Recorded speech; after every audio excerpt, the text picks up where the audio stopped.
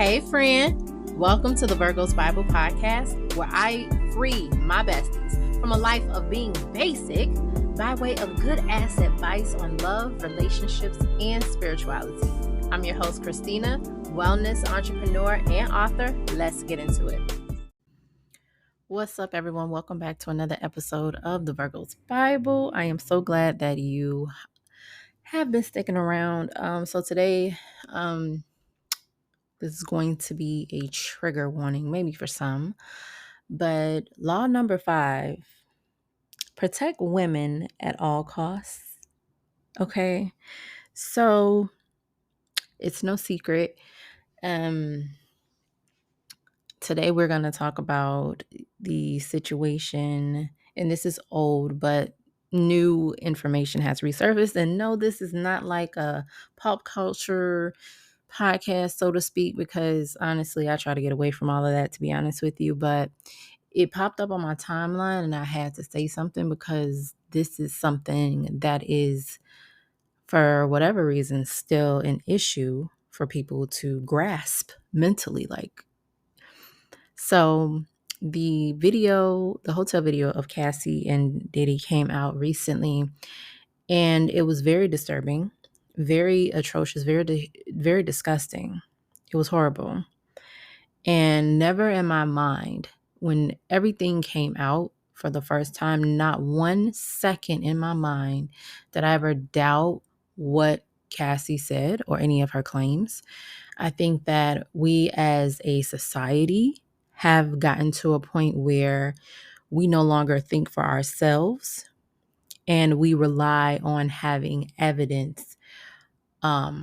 In the case where in the situation where there's a woman claiming domestic violence, and I'm not saying that they, like, someone can say anything and there shouldn't be anything to back it up, obviously, but this is one of those things where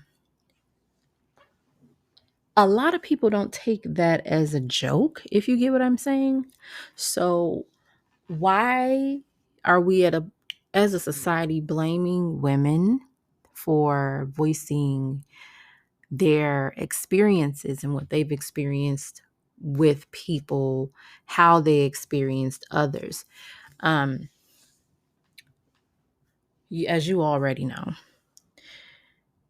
we have been groomed. I'm just going to say it. We have been groomed to not rely on our God-given sixth senses and our instinctual human, material, physical senses as well. We would rather someone show it on a television screen than for someone to say it directly to our faces. Meaning, if I told you that the sky is blue, look up and you'll see that it's blue, you're not going to believe that it's really a blue until you see it on TV. Then you know it's real. This is how we have progressed into a society. So we automatically don't trust ourselves or what we see. This is why a lot of the things that go on, politics, for example, we all know that half of the people that we see running for different, offices, whether it be by state level, government, politician, whatever, president, whatever, you can see so much evidence from past situations. They'll do something questionable back in, let's say, the 90s, the 80s, videotapes, recordings resurface.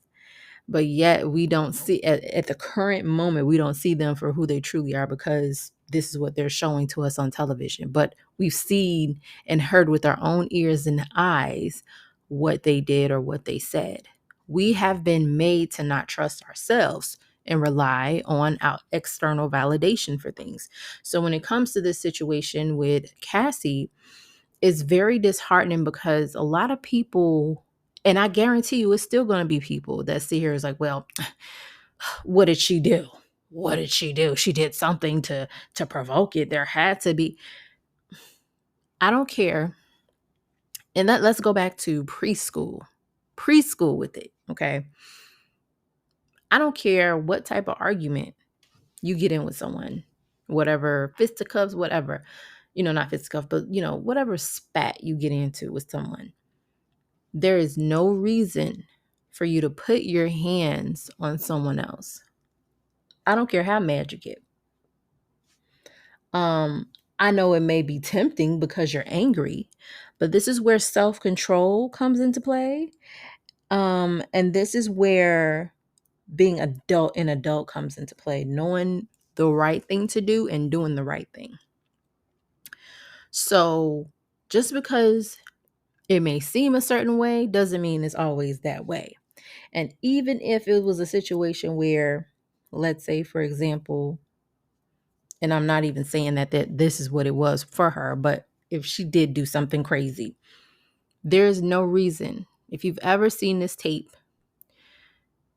today, tomorrow, whenever, if you ever watch this tape, when you watch it, there is nothing in this world that should make you want to do what he did to her. There is no excuse, and I will never accept that, whatever you may be talking about ever in life, because there is no excuse. I'll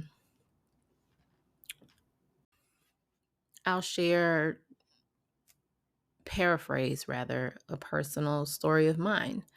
I've been in situations where domestic violence was occurring. Not necessarily with me involved, so to speak, but me being someone in the vicinity, in the area, and I've witnessed or seen XYZ. No matter, and also I'm speaking of like the individual, like no matter if you are a friend of another woman, whether or not you are not a friend of another woman, whether you like this woman or not, as a woman, knowing another woman, you should not ever in your entire life sit here and defend an abuser. I don't care if they are related to you, if they are your friend, if they are a mutual, I don't care who they are. If they are wrong, they are wrong. And if the woman that is being abused is someone that you don't particularly like, you can continue to not particularly like that person. But as a woman, you should not condone that at all. I don't care what planet, surface level, I don't care about any of that. You should never condone that. So I've been in situations where I had to interject on behalf of someone I don't really care about. I don't really care for. And still stand on my 10. So I don't care what is going on. At all costs, protect women in general. Protect Black women as well. Protect all women as well. There should not be any question or doubt. I know a lot of people, they get all in our with these women, they just want to sit here and have a come up in XYZ, and it's like it's always this man versus woman thing and XYZ, and it's like I never understood that. It's like you hate women so much, but yet you desire them so badly. It makes no sense to me. I mean, if you like men, that is your business, babes. That is your business. But what we not gonna do is sit here and slander other women just because, you probably look at them, oh, she's easy, she's this, she's that. Your mother is a woman, your sister is a woman, and guess what? Every last one of those women have a choice to what they do and who they see. That is their business, just like you have one. So, as I said before, protect all women at all costs. Okay.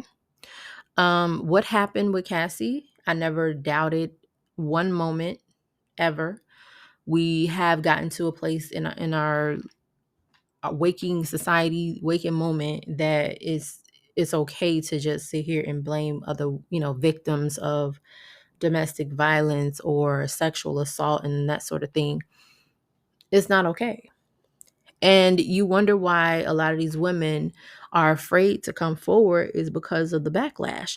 There was just this pastor in, I think he was in South Carolina and Kentucky. I don't know, it was one of them southern states. And let me tell you, color me not surprised. Um, he was preaching and talking about well, if you get, assaulted and XYZ, you deserved it. What were you wearing? What type of clothes were you wearing? You have to be a virtuous woman.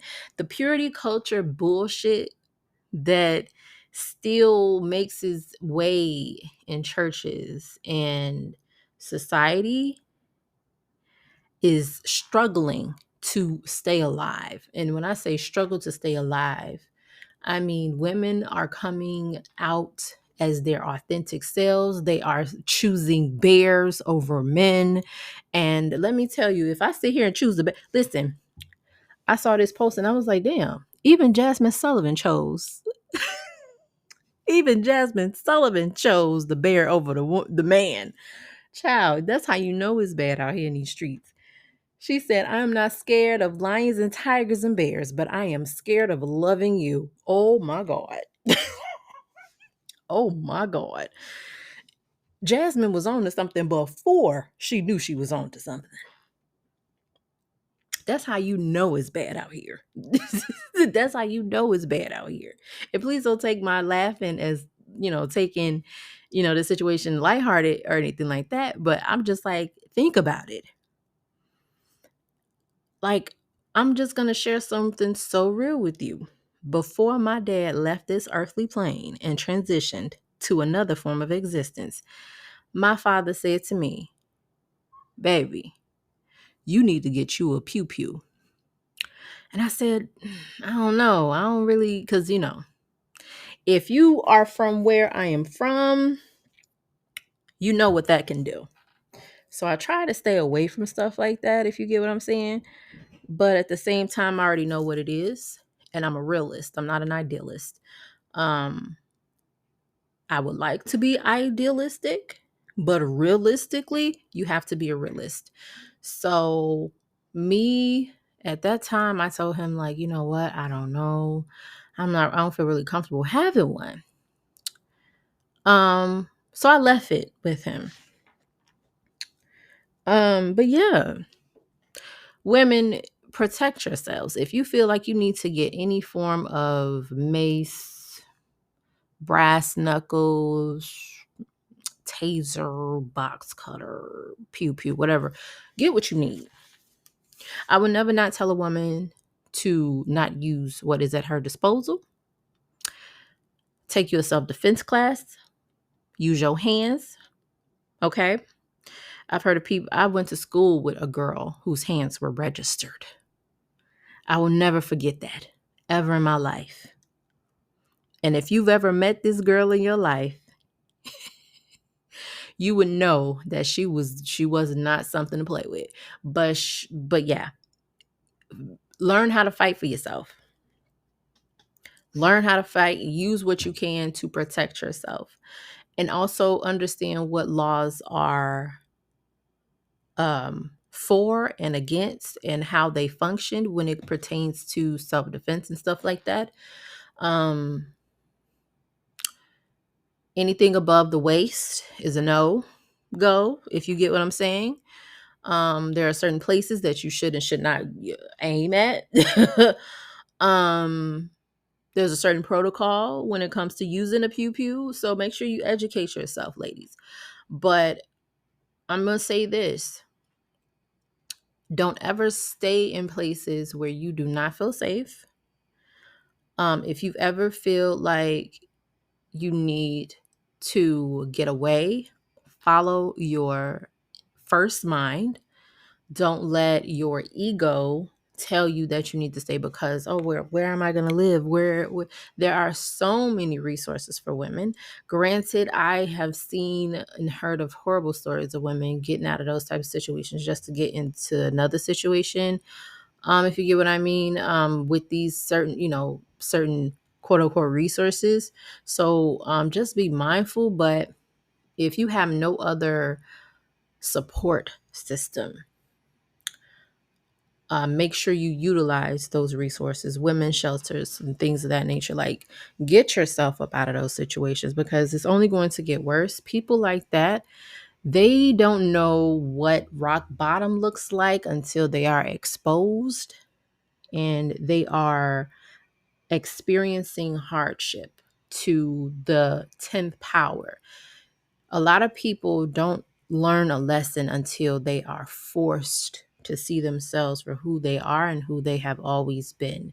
And that's when you have a breakthrough with these types of people.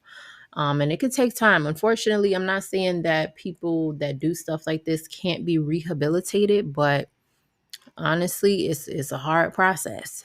It is a hard process. And honestly, there is a psychology behind all of that. It's a lot of trauma behind all of that for the person that is inflicting the pain. So it's a lot of moving parts. I would never sit here and be an apologist for someone that is an abuser, but there is always a history behind everything, regardless of how emotionally charged people get these days. Facts are facts. But thank you so much for listening. If you have any questions, comments, make sure that you utilize the message box inside of the show description area. um, and talk to me. Let me know. There's going to be a poll too if you're on Spotify. So let me know. We are now entering into the crystal ball segment of the show. Here we will be answering questions from our listeners. If you have any questions or want to leave a comment via voicemail, just make sure that you visit the Virgo's Bible website linked inside of the listen notes of this show. Let's see what we have. Okay, so one of the questions that I received for the crystal ball is, what is a crazy, complicated love story that you've ever heard of or been a part of? So I would say not been a part of, but I was, the fly on the wall, so to speak. So I knew this person many, many, many moons ago.